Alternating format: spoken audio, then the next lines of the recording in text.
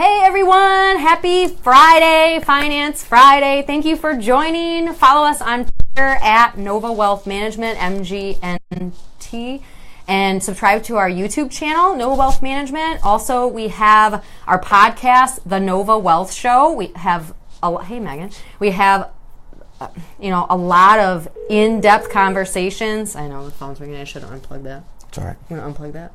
Sure. Just yank the cord out of that. Nice.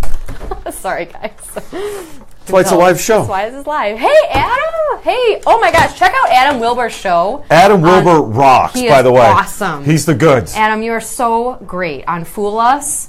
Put the little information in the comments section, Adam, about when your Fool Us show aired, because you can find it on demand. And he does. And I watched it. It was so great. He does an incredible presentation on how to get creative in growing your business at the same time. Yeah. This coming from a magician who knows creativity about as good as anybody. So awesome. Yeah, awesome. And he'll teach you how to shoot flames out of your wrist. He's awesome. There you go. Yep. Yes, you are awesome.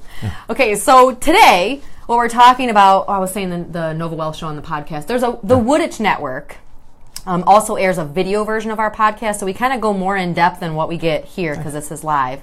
Yeah.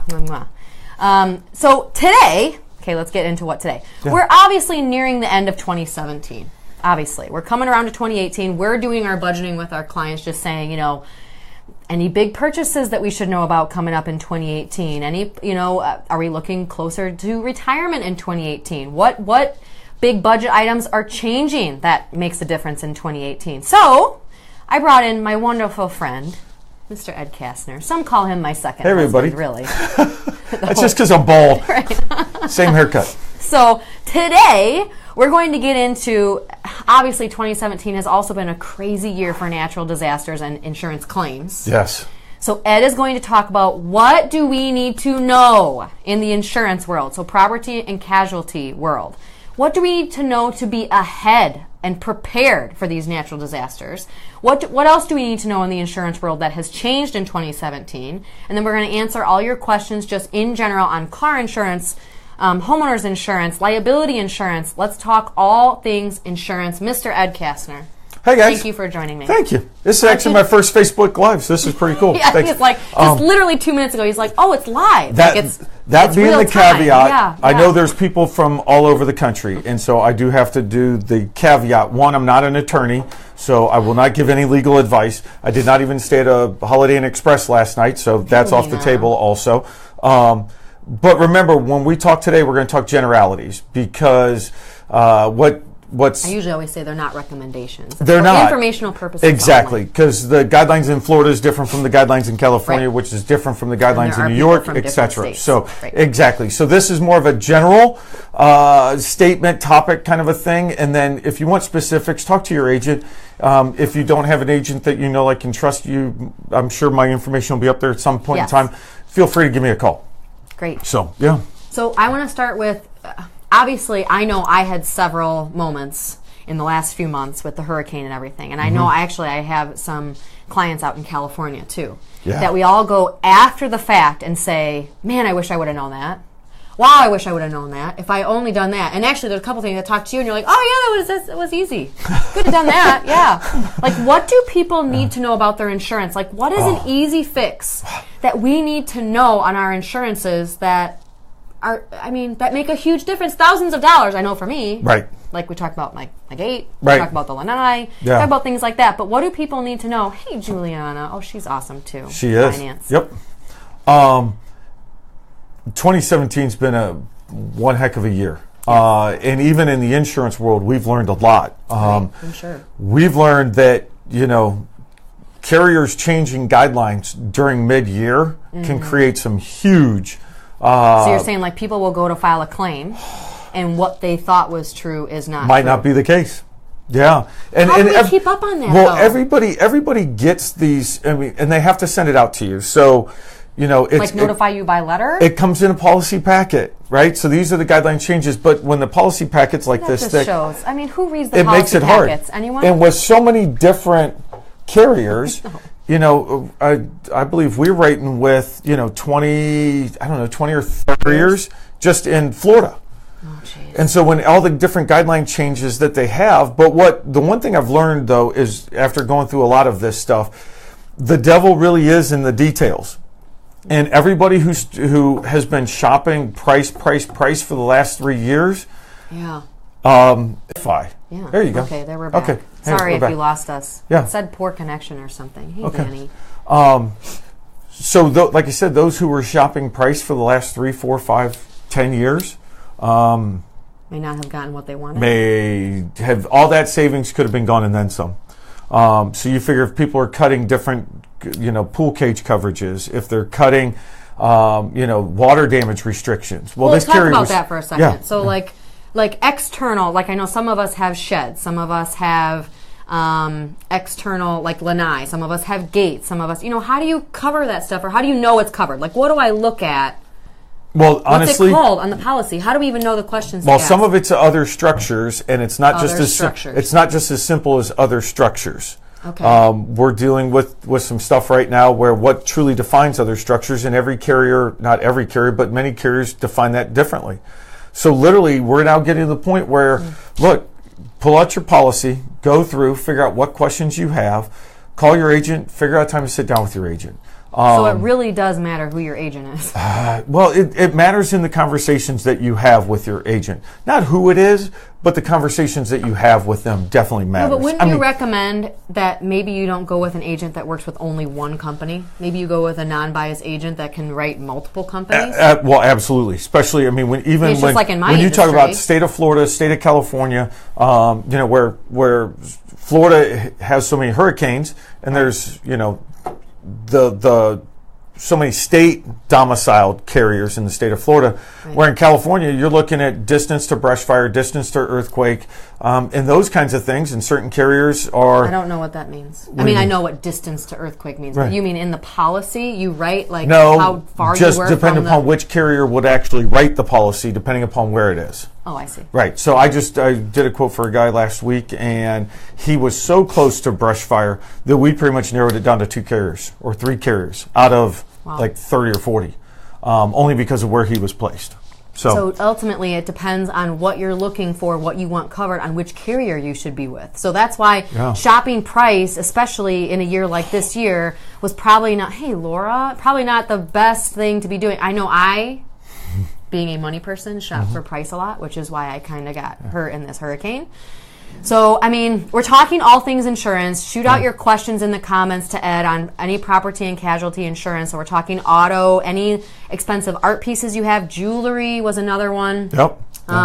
So talk about, what are some quick tips that we can give people? You mentioned right before we started this about auto. Yeah, so one of the things that we learned in the last year, a lot of people have rental car reimbursement or loss of use on their auto policy. And so many of them automatically have $30, $35 per day, max 30 days. Okay. So what we're finding, though, is you go rent a car nowadays, it's now 40, 45, 50, $55. So what we now say is, you know what, increase that limit. And it's minuscule on the difference. We've now find that, it might be $4 or $5 a year, or 15 even on the high side, to go from 30 to 35 up to a good number like 50. So check your coverage how long it lasts. Right, yeah. And the other thing is property damage. A lot of people have $100,000 in property damage or $50,000. And now when applicable, we always try to take a look at higher values. So if you look at cars out in California, you're going to see a whole lot more cars in that 150 to 250,000 range. Oh, if you live in, take Ohio. Insurance is not fun. I know. But it's a necessary evil. Look, nobody. No offense. Well, but we talk about that all the time. Nobody likes paying more, but when all of a sudden something is covered the way it's supposed to be, and then it wasn't done right because they did it to cut cost and didn't understand it, that's when real problems arise. Well, what's some of the most common things that you see that should have been covered that weren't covered? What's the most common thing that you're like, oh my gosh, so many people don't cover that? Why? Well, and what we saw in 2017 was a lot of companies in the state of Florida, and I'll specify this one. In the state of Florida, there's a lot of carriers on older homes started restricting water damage to $10,000. And they didn't know that? No. Not really. No. They should have known that, but they didn't know. Well, yeah, because nobody reads all the way through. I mean, so for that the most just part, means you should just regularly review with your agent and say, hey, look, this is what I got. This is where I'm at, right? And everybody could say, well, my agent never told me. Well, your agents, they're not going through every single policy for every single client because physically it's nearly impossible to do so. So ultimately, carriers can change your coverage. Oh, isn't it a contract? It is. So when that contract renews... Oh, every 6 months when you renew car insurance or every year, right. They can change it. Yeah. Okay, yeah. so carriers can change your coverage. So just actually, maybe we could just ask the carrier when you go to renew, anything changed? Can you ask? No, call your agent. Does anything change? No, because your agent's your conduit. So you call your agent and you say, "Hey, what look." What if I don't have an agent? I mean, I know I have an agent, but what if you out there listening doesn't have an agent? What if they got it online? Call the carrier. Call the carrier. Yeah. Okay, good. Yeah. So we're talking flood insurance. So flood. Where does homeowners insurance and flood insurance overlap? Because I know a lot of people thought, oh, my flood insurance policy should have covered that, and the homeowners did. And then some people thought, well, that's on my homeowners insurance, and it should have been flood insurance. Where does that overlap? Again, very general guidelines here. Flood is strictly rising water from the exterior, which covers two or more properties or 2 acres in landmass that comes into the home. So if it just rains and your one home just happened to have some damage, that's homeowners? Because it didn't hurt 2 or more homes. How did it come up? Is it rising water? No. If, let's say, it took the roof through the roof. So let's say part of the roof was damaged and it came in. That's homeowners. Let's say it's just strictly rising. As we all know down here in throughout Southwest Florida, a few weeks before the hurricane hit, we had massive torrential rain. I'll hit that one. Well, I know I'll hit replacement costs in a second, Megan. Good. Well, I know when I was in Wisconsin, I'm from Wisconsin, you have snow that sits on your roof for how long? Right. And then when it melts, so then you have leaks from just snow. Well, that's just, so then the question is there a maintenance issue or did it cause damage to the home? So if it just leaks because it just leaked, a lot of times that's going to be a maintenance issue. What caused the damage for the water to get in? Or, like I said, floods rising water from the exterior that comes into the home. So if the roof blows off, in most cases, homeowners. Okay. If the roof doesn't blow off, but torrential rain builds up water over a large land mass and comes into the home, that would be on flood. Okay. And then flood, in most cases, doesn't cover other structures. And I won't say all cases, but I'm not an adjuster, so let me say that too. I am not as certain carriers. We try to set them up as good as humanly possible. One adjuster may see something different in how they file the report. One carrier may cover it, one may not.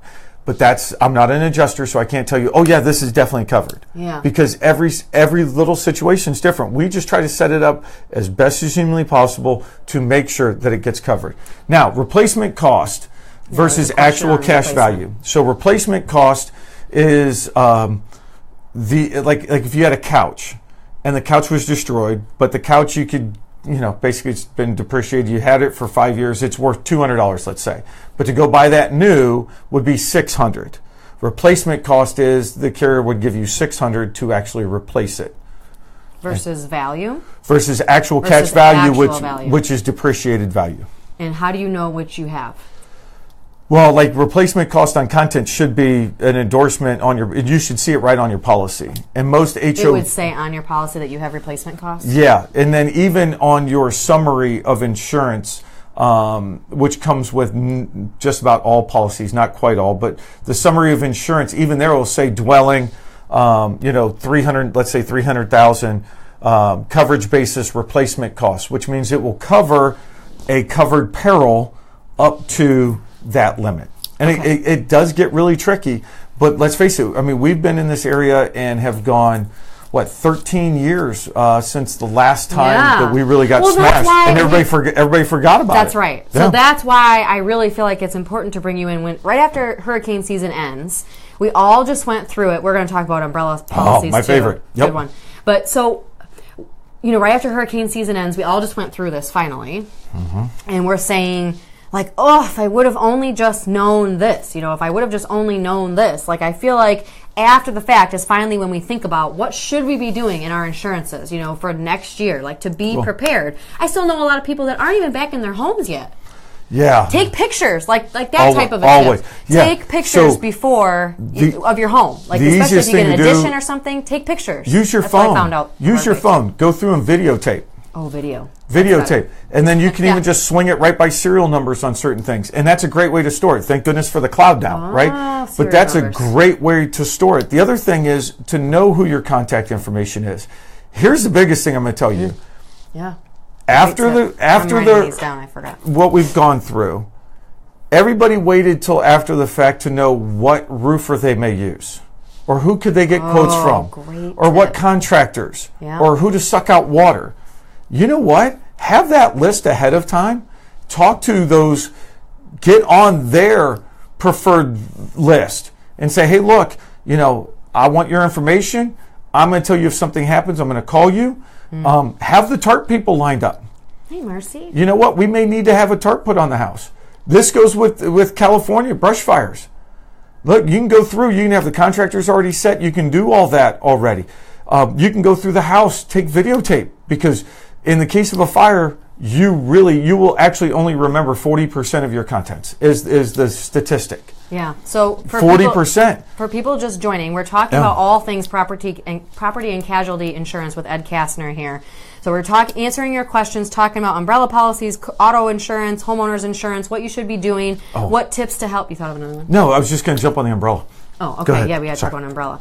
And there's people from all different states watching this, so we're trying to cover different states too. But, I mean, we're talking so far about, especially in your home, like take video in your home, take pictures of your you said barcodes?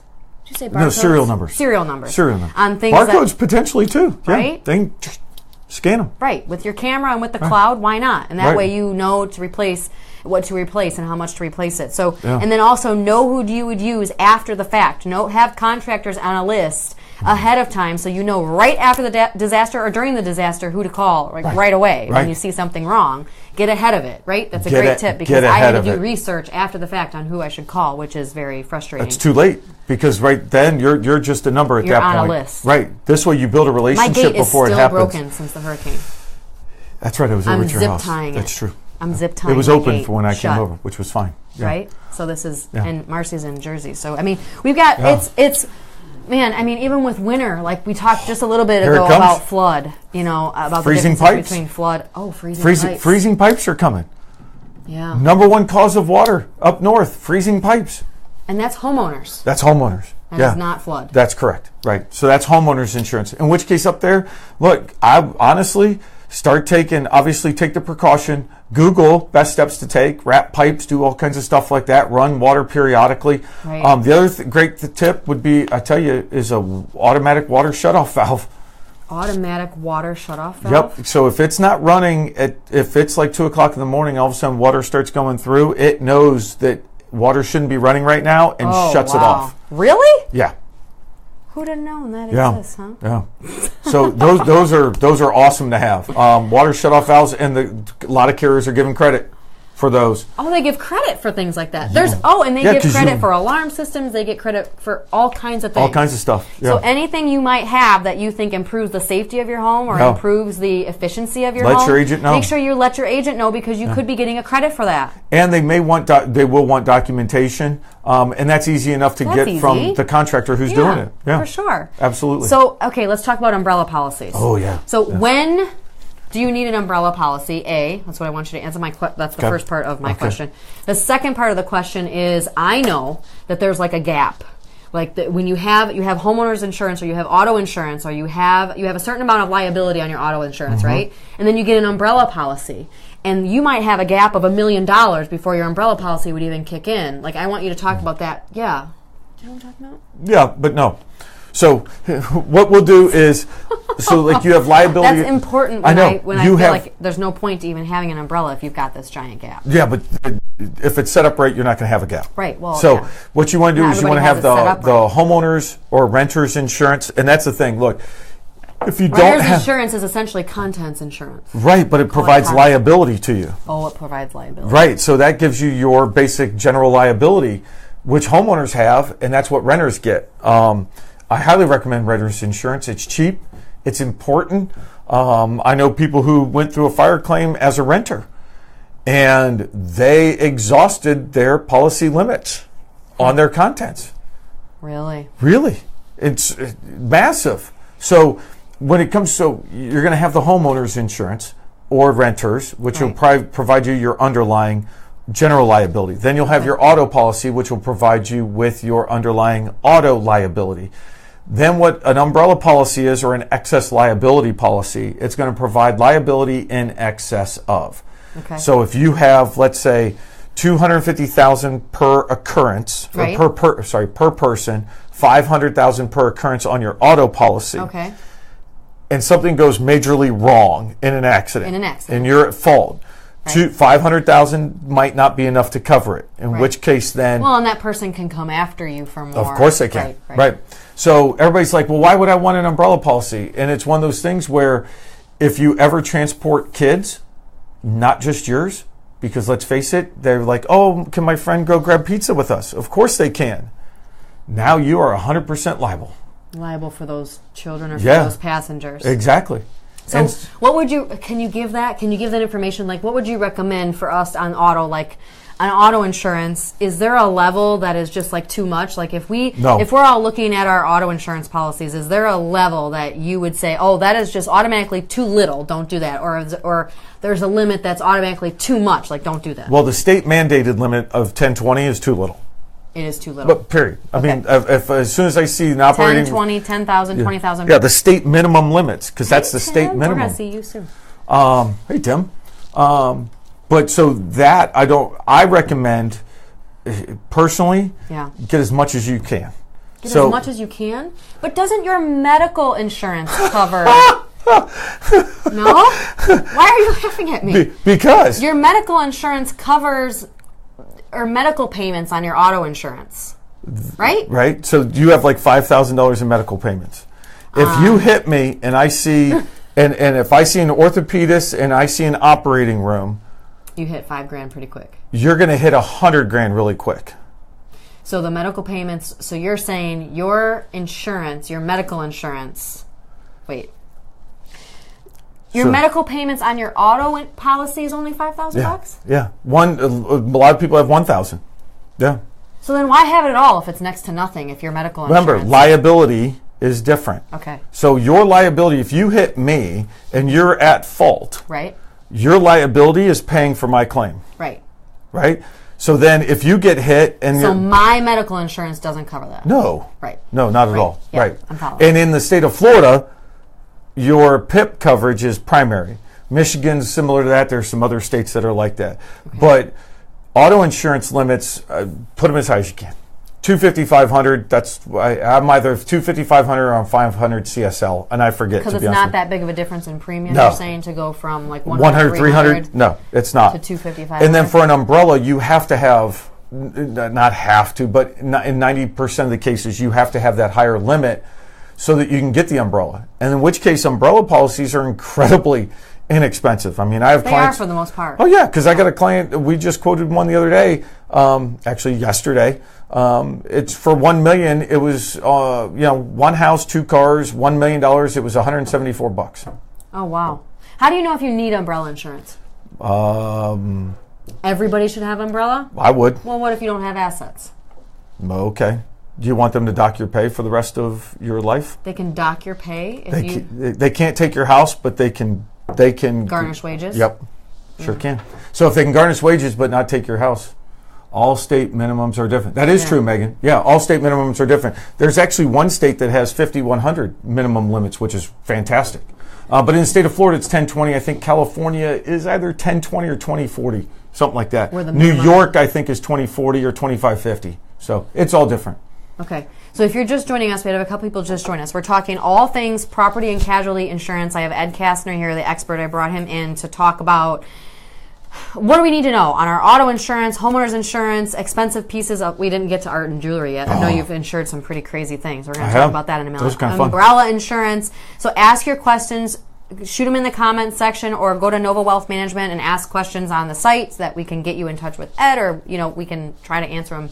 I don't know that much about property and casualty insurance, obviously. I just always bring it in to answer the questions. But it's so important because now we're all looking back after the fact. What if?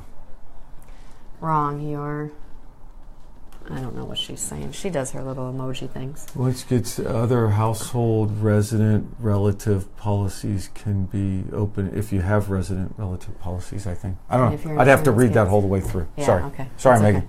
Okay. She can retype it. But so everything property and casualty and how it all relates and what we need to know and what's important for us to know to save money. So in the jewelry world, art world, in general, maybe elaborate on that a little bit on how that works and when you insure something of property and it gets destroyed in a storm. So then does it fall under your homeowner's insurance, or does it fall under that policy, or can you get both, or how does that work? It depends. I mean, honestly, I don't like that answer. But that's the case.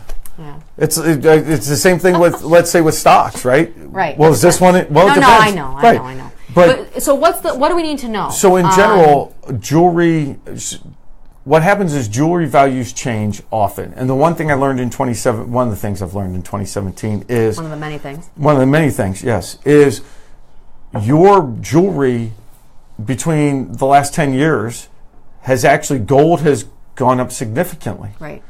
And so it's appreciated. Yeah. And then from 2007, don't quote me on this, but like 2007 to 2011, it went down. Right. Yeah. So that being the case, but if you bought it in like 1995 compared to now, it is way different. So the question is, when's the last time you've had that appraised? Right. So to make sure that you are going to be made whole. An appraisal is not expensive. Yeah, and I don't know what that runs. I mean, there's a lot of great people. There's most of your jewelers. That's easy for me to say. Jewelers will do that. They charge a small fee, but it's not, like you say, well, exorbitant. If you have a consistent jeweler, though, sometimes they'll even just do it for you if you've got a relationship with a jeweler. Yes. So, I mean, sometimes just double check and see what they would charge you, because sometimes it's worth it to get thousands more in coverage. Or like art appreciates. Yeah, absolutely. Or if you do have coins in a safe. I know some clients that keep metal, gold coins in a safe. Yeah. Like, definitely keep up on that, because that needs to be either insured or... you're at risk. Or you're rolling the dice. Right. Yeah. And it's a gamble anyways, which is probably not why you bought it in the first place. So, maybe we can wrap this up. Let's summarize a little bit. So, we've been talking about all things insurance, property and casualty insurance, and I'll post the tips. I'll probably do a quick YouTube video to summarize, and then I'll post the tips on our Facebook page. But on the homeowner's insurance, so real quick tips on homeowner's insurance. We said take video. Absolutely. Take pictures That's the easiest thing you can do that can make your claim before, during, and after easier. Sam. Yep. Colorado, another state. All right. Talking about different states. We have all different states on. I got a bunch of clients in Colorado. They're awesome out there. Yeah. That's great. Yeah. So we're talking about property and casualty. So for your home, take video in your home. Take your pictures of your serial numbers and barcodes for anything that you would want insured or proof of if you want homeowners of significant value that you want your homeowner's insurance to cover. Yep. Okay, so we said something about frozen pipes, automatic shutoff valve. Yeah, and that's not just for frozen pipes. Anytime. Right. Look, a great thing that's running around out there right now is automatic shutoff valves. And you get a credit on your insurance. So that's what led us now, into the credit that won't pay for it.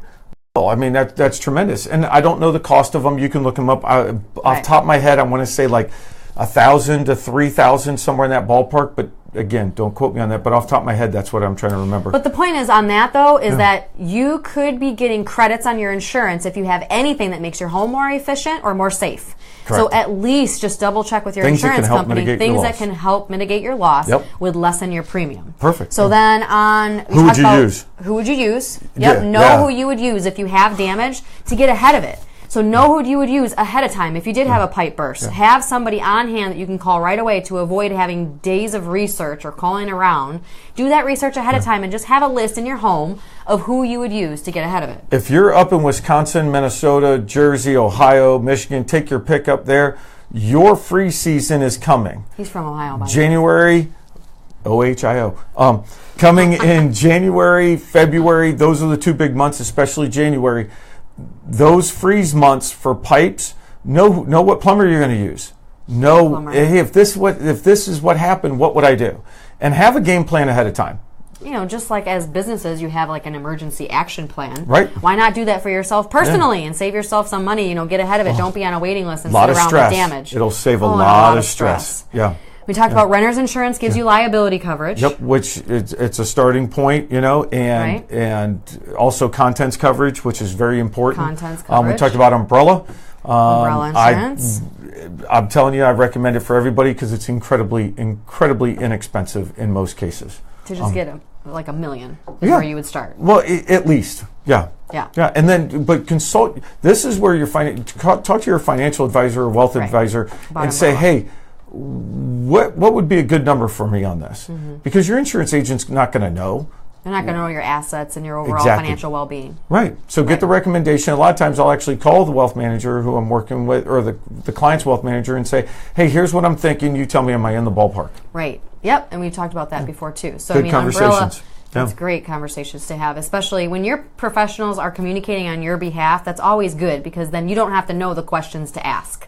You don't have to know, what do I not know? I don't even know what questions to ask. So if you get your professionals that work together, that's always a plus. So I would say that's another tip. Absolutely. And then auto insurance. Anything on auto insurance? We talked about the limits. Increase your loss of use coverage because it's really inexpensive. Make sure your property damage coverage, given your area, is where it should be. If not, ask your agent. They can help guide you on that. And the medical? Well, the medical, but because some states have PIP, some states don't, and there's some other stuff. Explain PIP.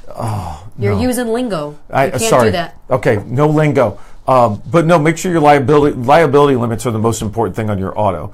But even like your loss of use and roadside assistance, right now it used to be $50 or $75 for towing and labor. Increase that to $100. That $25 costs you like $1. Right. $2 a year, $3.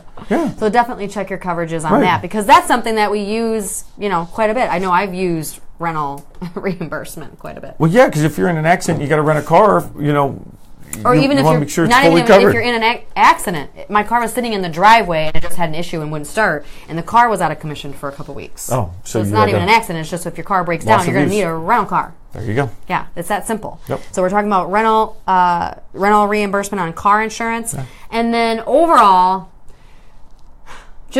we've covered some ground. We've covered a lot here, so you're probably going to have to watch it back. But again, I'll summarize the tips on the Facebook page. Perfect. But anything that you want to say moving forward into 2018 to be prepared moving ahead. Here's what I'm going to tell you. The one tip I can give you, being an insurance agent, you, the customer, take an active role in that process. Don't just let the agent say, bum, bum, bum, bum, here you go.